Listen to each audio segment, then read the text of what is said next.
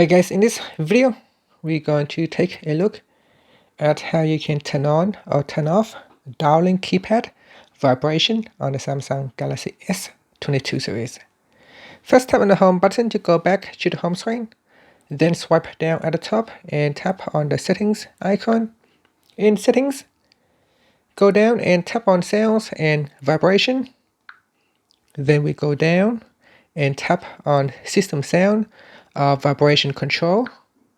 In here, go to the vibration section and tap on dialing keypad toggle button to switch it off or on.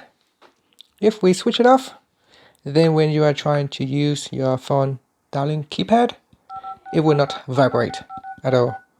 And that's it. That's how you can turn it on or off.